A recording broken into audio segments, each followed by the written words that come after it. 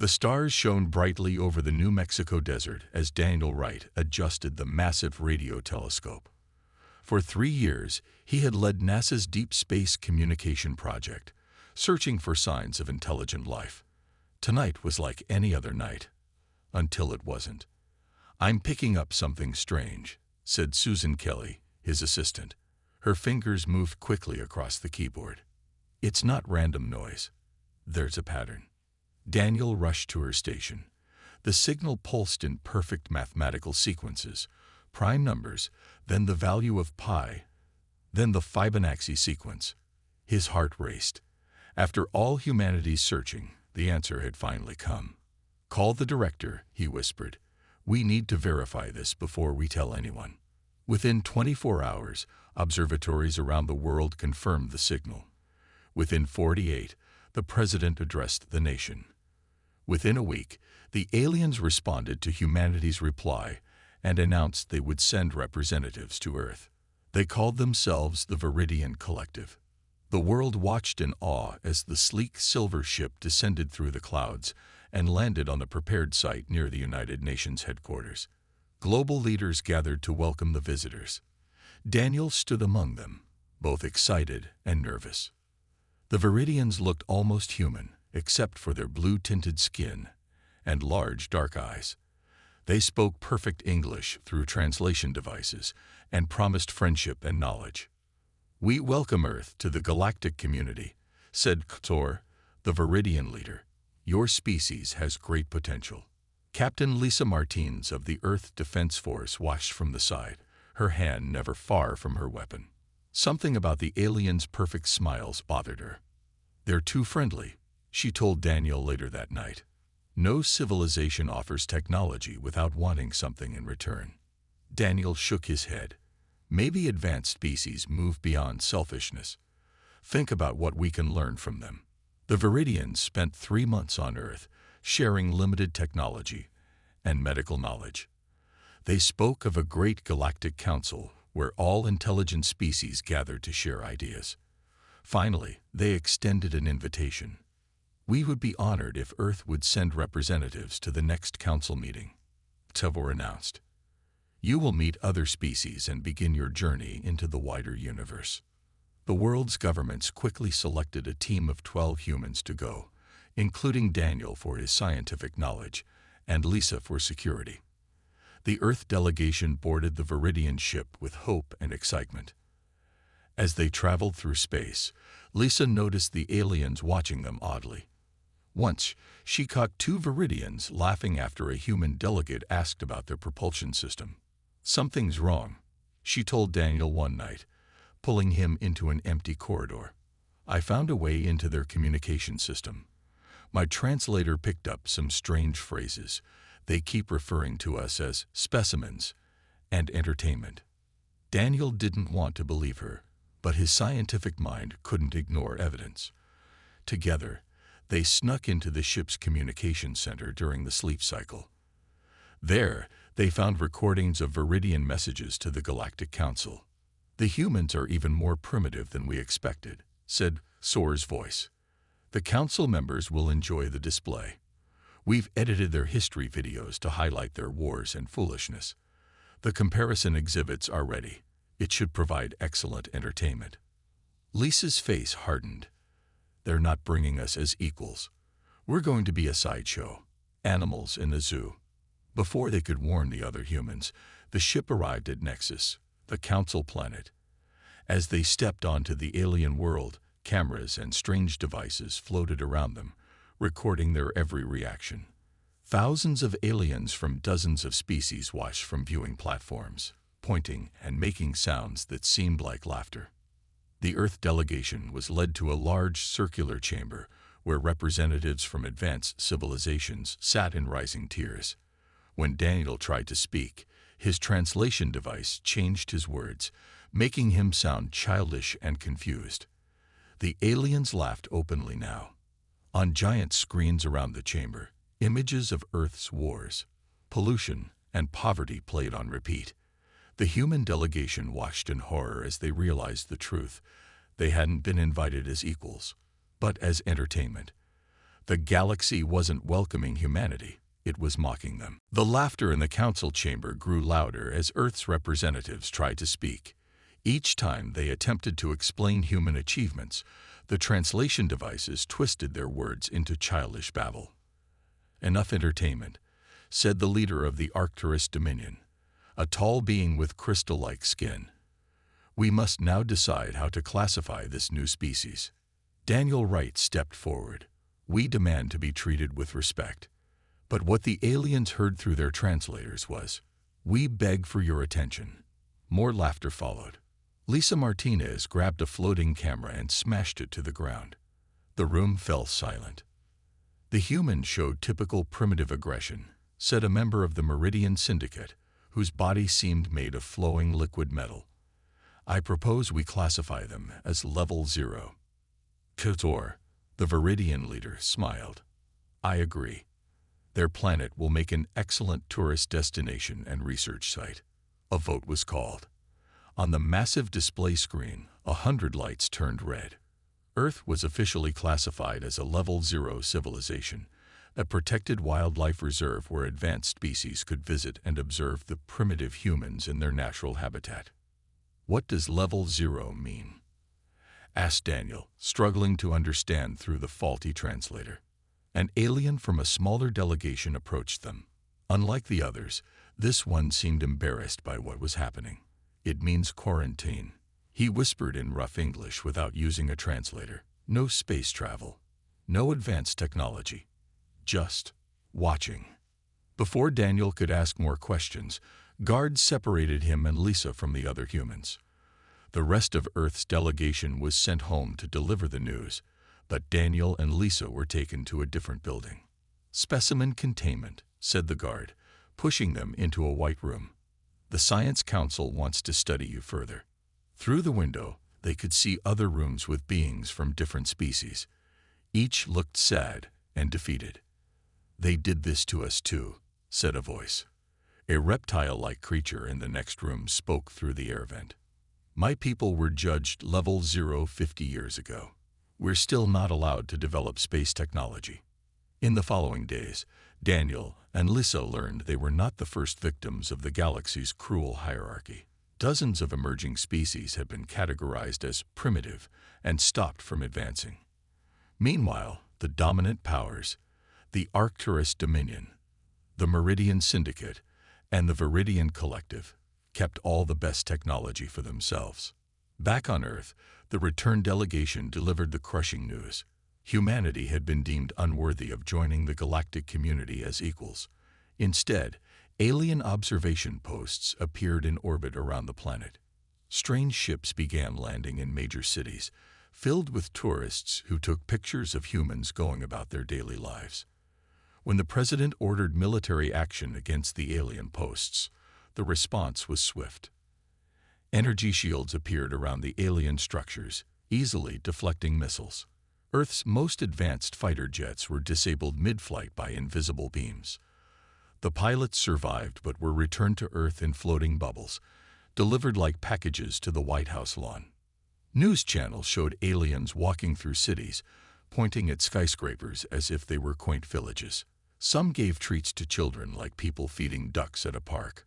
Others collected souvenirs, everyday items like coffee mugs or cell phones that they took back to their worlds as exotic curiosities. General Frank Norris watched the humiliation from the Pentagon war room. "We need to do something," he said, slamming his fist on the table. "What can we do?" asked a defeated senator. "Their technology is centuries beyond ours." In his cell on Nexus, Daniel stared out at the stars, thinking the same thing. Then he noticed a small object slide under his door, a communication device unlike anything he'd seen before. A message appeared on its screen. "Not all of us agree with your treatment. I can help you escape. My name is Paul Henderson." Lisa looked over Daniel's shoulder at the message. For the first time since they'd arrived on Nexus, she smiled. "Maybe we have allies after all," she whispered. Outside their window, tourists took pictures of the human specimens, laughing and pointing. They didn't notice the determination growing in the humans' eyes, a look that would someday make the entire galaxy regret its mockery. 5 years passed since Earth's humiliation at the Galactic Council. The planet had changed. Alien observation posts floated in orbit like silver eyes watching from above. Tourist ships landed daily in special zones built in major cities. Humans had grown used to aliens walking among them, taking pictures and sometimes giggling at human technology. On the surface, life continued normally. But beneath this calm picture, something else was happening. Deep under the Rocky Mountains, Admiral Gary Peterson walked through a hidden facility that officially did not exist. His footsteps echoed as he entered the main laboratory, where Olivia Blackwell hunched over a strange metal object. "Any progress?" he asked. Olivia looked up and smiled. "Watch this." She pressed a button, and the metal device floated off the table, hovering silently. "We reversed engineered it from the broken alien camera a tourist dropped in Chicago last year. Can we build more?" "Already started. Dr. Clark's team is working on the weapons systems in Section B." Admiral Peterson nodded. Similar secret facilities existed around the world, in abandoned salt mines, underwater bases, and remote desert locations, all carefully shielded from alien observation by technology they had slowly pieced together from discarded alien trash. "The aliens think we're stupid," Olivia said, adjusting her glasses. "They drop their broken tech like littering in a park, never thinking we might fix it and learn from it." On the other side of the galaxy, Daniel Wright, Lisa Martinez, and their alien friend Paul Henderson moved quickly through a crowded spaceport on the trade planet Kellex. All three wore hooded cloaks to hide their faces. "The Meridian ship leaves in 20 minutes, Paul whispered. "If we miss it, we'll be stuck here for another month." 5 years ago, Paul had helped them escape from their containment cells on Nexus. Since then, they had been traveling the galaxy's outer worlds, gathering information and sending it back to Earth through secret channels. Lisa checked the small device hidden in her sleeve. "The data is secure. Everything we learned about their shield technology is in here." They hurried through the busy market. Aliens of all shapes and sizes moved around them, many carrying strange goods or leading exotic pets. Nobody paid attention to three hooded figures, just more travelers in a port that saw thousands daily. Suddenly, Lisa froze. Viridian guards, 3 of them, by the north entrance. Daniel looked carefully. The blue-skinned aliens were scanning the crowd with small devices. "They're still looking for us after all these years." "This way." Paul led them down a narrow side street. "There's another way to the landing pads." As they moved through shadow-filled alleys, Daniel thought about Earth. The planet they had left behind was not the same anymore. From the scattered messages they received, he knew about the secret research. Humanity was learning, adapting, preparing, all hidden from alien eyes. Back on Earth, in a classroom designed for alien tourists to observe, a human teacher explained simple mathematics to children.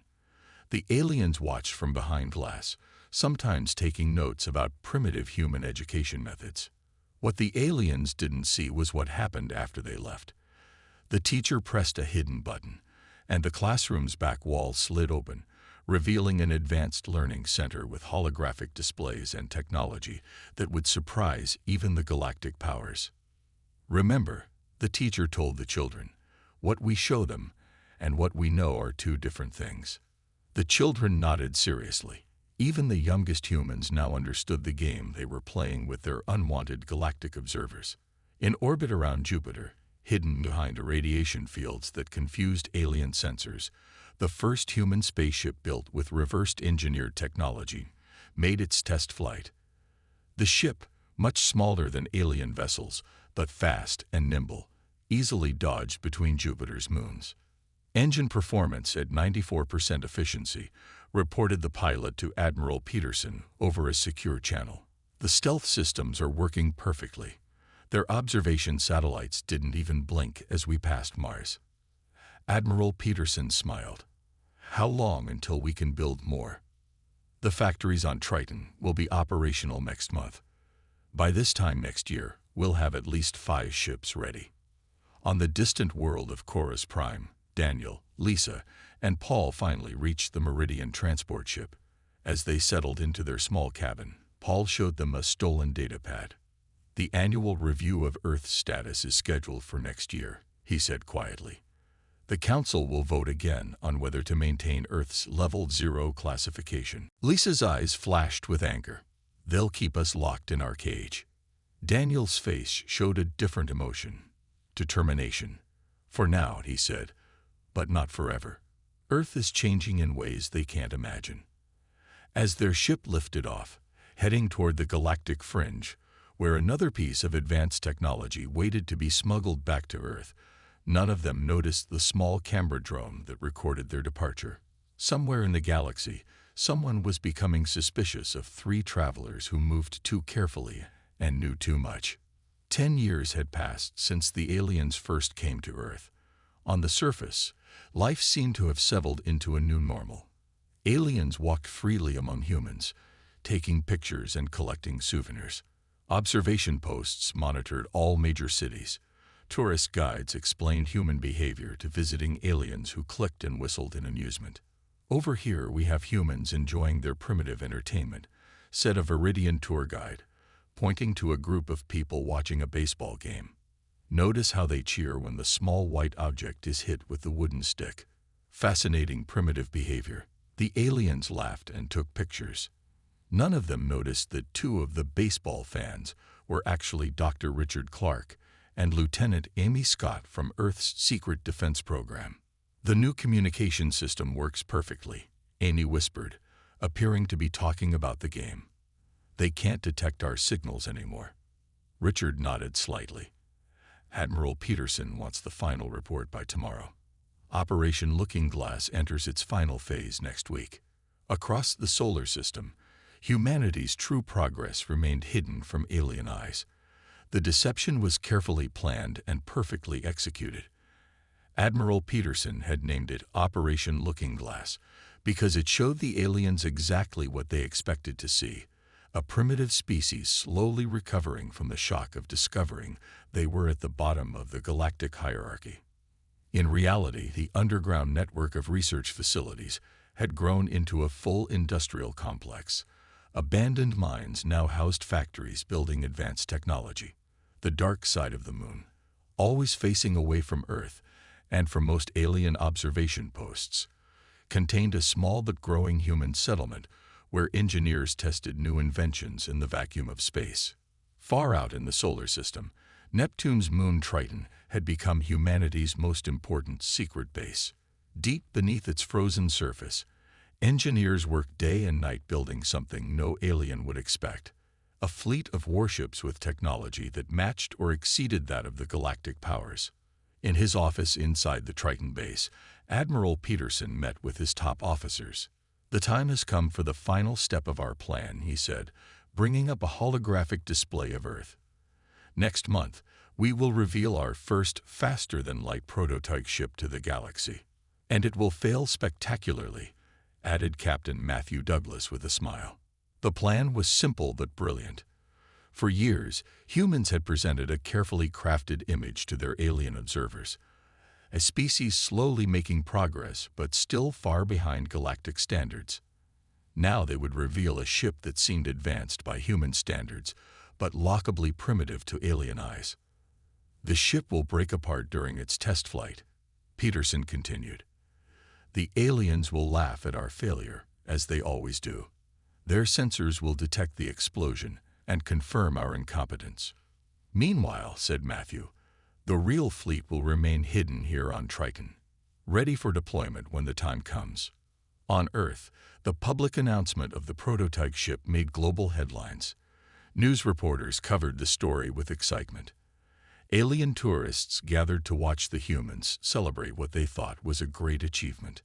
"How cute," said a Meridian tourist, watching the humans celebrate. "They think they're becoming advanced. Should we tell them their design will never work?" "Don't spoil their fun," replied his companion. "The galactic entertainment channels will get excellent ratings when it explodes on launch day." In a secret facility beneath the Pacific Ocean, Engineers put the finishing touches on the decoy ship. It looked impressive but contained deliberate flaws that would cause it to fail dramatically, but safely with no crew aboard. Meanwhile, on Triton, the real fleet was nearly complete. 20 warships, each more advanced than anything humans had publicly shown, waited in hidden underground hangars. The flagship, HFY Vindicator, was the most powerful of all, incorporating technologies that Daniel, Lisa, and Paul had smuggled back from a dozen alien worlds. Daniel and Lisa had finally returned to Earth after years in hiding. In a secured room deep beneath Denver, they met with Admiral Peterson for the first time. "Everything is ready," Peterson told them. "When the decoy ship fails, the galaxy will laugh one last time. They won't be laughing when they see what comes next." Lisa looked at the holographic display showing the hidden fleet. 10 years of humiliation," she said quietly. 10 years of being treated like animals in a zoo. Daniel put his hand on her shoulder. "And soon, 10 years of preparation will pay off. The galaxy mocked humanity. Now our fleet brings retribution." 20 years after first contact, the Galactic Council gathered on Nexus for Earth's status review. The Grand Chamber was packed with representatives from advanced civilizations, many who had come just for the entertainment. Reviewing primitive species was always good for a laugh. Karen Rodriguez stood alone before the council. As Earth's appointed representative, she wore a simple blue suit that the aliens found amusingly old-fashioned. For 3 years, she had played her role perfectly, a humble human grateful for alien guidance. "Honorable Council," she began, her voice echoing in the large chamber. "Earth respectfully requests a review of our Level 0 status. We have made progress in many areas." Zor, the Viridian leader who had first betrayed humanity 20 years ago, smiled coldly. "Show us this progress." Karen activated her presentation device. Images of Earth's cities appeared, showing new buildings and slightly improved technology. Nothing impressive by galactic standards, but a step forward for humans. "We have developed cleaner energy sources," Karen explained. "Our medical technology has advanced. We are learning from our mistakes." The council members looked bored. Some whispered to each other, making jokes about the primitive human. One even yawned loudly. "Is this all?" asked the Arcturus Dominion representative. "You show us buildings and simple machines. This is hardly evidence of advancement worthy of status change." Karen took a deep breath. This was the moment she had trained for. "We also have this." She pressed another button, showing Earth's failed faster-than-light ship test from 6 months ago. The ship had exploded spectacularly on its maiden voyage, becoming a popular joke throughout the galaxy. Laughter filled the chamber.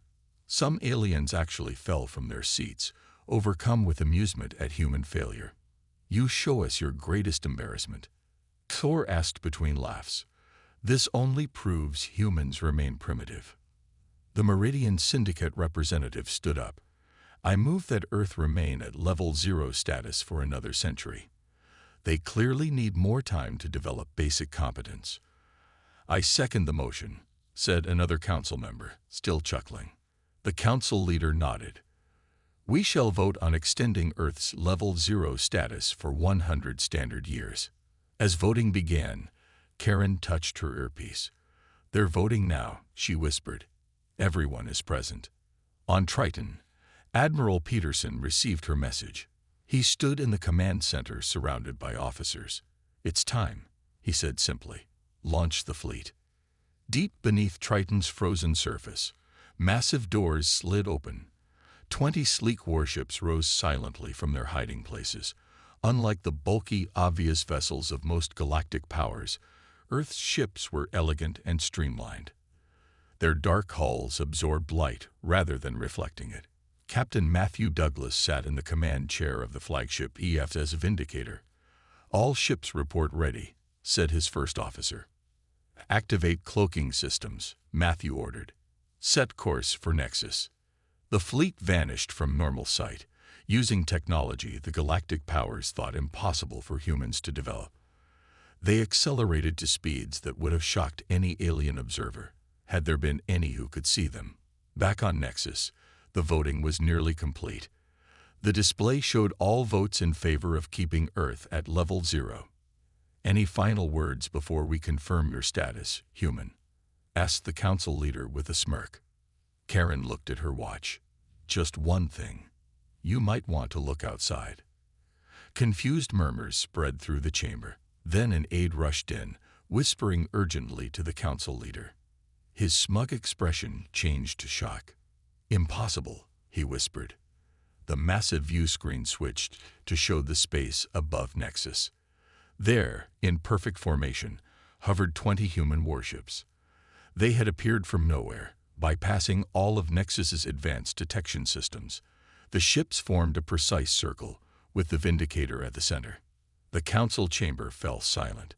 Then panic erupted as council members realized what had happened. Security alarms blared as Nexus's defensive systems activated automatically. Before the defenses could fire, precise electromagnetic pulses from the human fleet disabled them, not destroying, just neutralizing. The view screen flickered, and Captain Matthew Douglas appeared.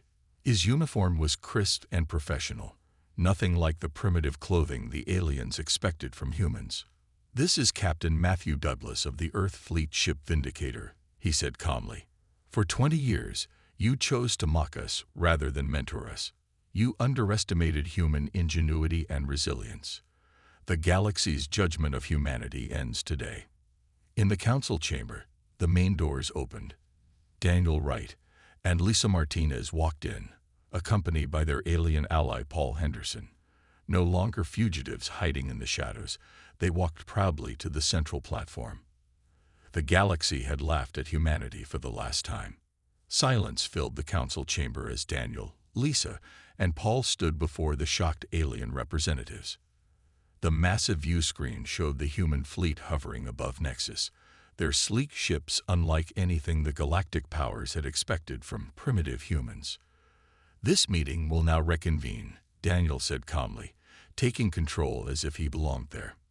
"But this time, humans will speak without manipulated translators." The Arcturus Dominion representative rose from his seat, crystal skin glittering angrily. "This is an act of war. You have violated our space and threatened the Council."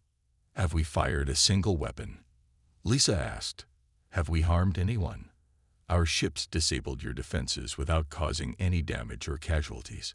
If we wanted war, you would already know it." On the view screen, the image changed to show Admiral Peterson boarding the shuttle. "Earth's fleet admiral is arriving to discuss new terms," Paul announced. "I suggest you prepare to negotiate in good faith." The council members whispered among themselves nervously. Many looked at the Viridians with anger, blaming them for underestimating the humans. Thor, the Viridian leader, stood up. "This must be a trick. Humans cannot have developed such technology so quickly. These ships must be borrowed or stolen." Daniel smiled. "Scan them. You'll find they're built with materials from our own solar system. Every circuit, every component made by human hands." The Council's scientific advisor confirmed this with visible shock. "The ships are indeed of human design, but their technology, it appears to match or exceed our current standards." "Impossible," shouted the Meridian Syndicate representative, his liquid metal body rippling with emotion. "No level 0 species could advance this quickly." "Perhaps," Lisa suggested coldly, "your classification system is flawed. Or perhaps when you push a species to the edge of humiliation, you discover what they're truly capable of." The main doors opened again. Admiral Gary Peterson walked in, flanked by 2 officers. Unlike the council members with their elaborate robes and decorations, Peterson wore a simple dark uniform with minimal insignia. His calm presence commanded respect. "I am Admiral Peterson of Earth," he said, his voice strong but controlled. "For 20 years, we have endured your mockery and restrictions. Today that ends." The council leader, looking much less confident than before, gestured to an empty seat.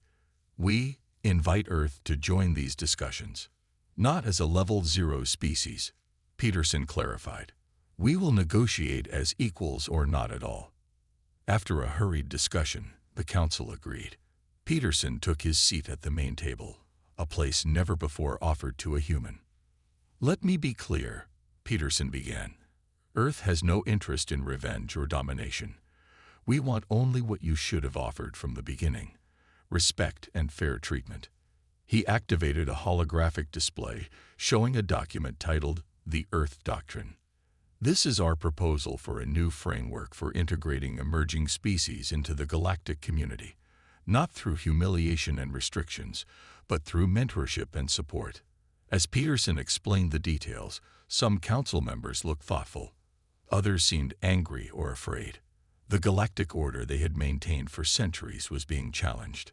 "Why should we accept your terms?" asked the Arcturus representative. "Your fleet is impressive, but our combined forces could still destroy Earth." Peterson nodded to his communications officer. The view screen changed to show another fleet of human ships emerging from hiding places throughout the solar system. "We anticipated that response," Peterson said calmly. "This second fleet remains near Earth as protection. But consider this. If we can build these ships in secret while under your observation, imagine what else we might have developed." The council chamber erupted in nervous discussion. The Meridian representative approached Peterson privately. "Some of us have questioned the treatment of emerging species for centuries," he admitted quietly. "Your proposal might find more support than you expect." As negotiations continued into the night, deep divisions appeared among the established powers. Some recognized the moral failure of the current system and supported Earth's proposals. Others feared losing their privileged status and resisted change. In a private room adjacent to the main chamber, Daniel received an urgent message from Earth's Defense Command. "Admiral," he said, interrupting Peterson with grave concern, "the Viridians have left the negotiations. Our sensors detect their battle fleet has just jumped toward Earth." Peterson's face hardened. It seems some would rather fight than talk as equals. The Arcturus leader overheard this and appeared troubled. "The Viridians act without council approval. This is not our way." "Then you have a choice to make," Peterson replied. "Stand with them, or stand with us for a better future." As alarms sounded throughout the council building, humanity's moment of truth had arrived. Alarms blared throughout Earth's Defense Command Center as the Viridian battle fleet exited hyperspace near the moon. 12 warships, their weapons already charging, moved toward Earth in attack formation. "All defense systems online," called out Commander Susan Kelly. "Second Fleet in position and ready." The Viridians had expected to find Earth defenseless, an easy target to destroy before humanity could reveal its full strength to the galaxy. Instead, they found 15 human warships waiting in perfect formation, their advanced shields already deployed. "Viridian Fleet Commander," Susan broadcast on all channels, "you are entering protected space. Power down your weapons and withdraw immediately." The Viridian commander appeared on screen, his blue face twisted with rage. "Humans don't give orders to advanced species. You tricked the galaxy with stolen technology. We will correct that mistake." The first Viridian ship fired, a brilliant energy beam streaking toward Earth. It never reached its target. A human vessel intercepted the beam with its shields, absorbing the energy completely. "All ships, defensive positions only," Susan ordered. "Capture, don't destroy." The battle that followed lasted less than 15 minutes. Human vessels moved with surprising speed and precision, targeting the Viridians' weapons and engines with surgical strikes. One by one, the alien warships went dark, disabled but not destroyed. On Nexus, Admiral Peterson received news of the battle as negotiations continued.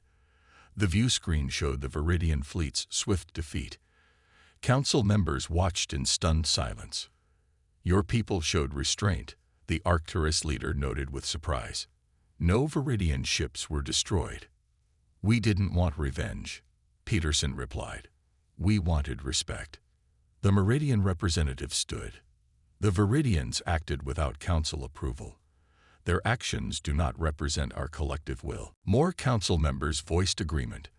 The balance was shifting. Peterson looked at Daniel and Lisa, who nodded encouragingly. "Then let us finish what we started," Peterson said.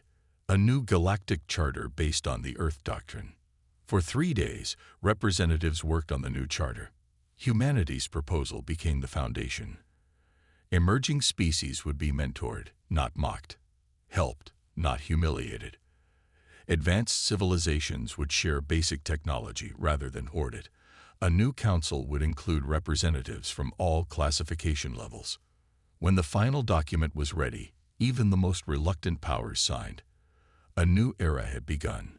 3 months later, Daniel stood on a balcony overlooking the newly constructed Earth Embassy on Nexus. Once prisoners on this world, humans were now respected members of the galactic community.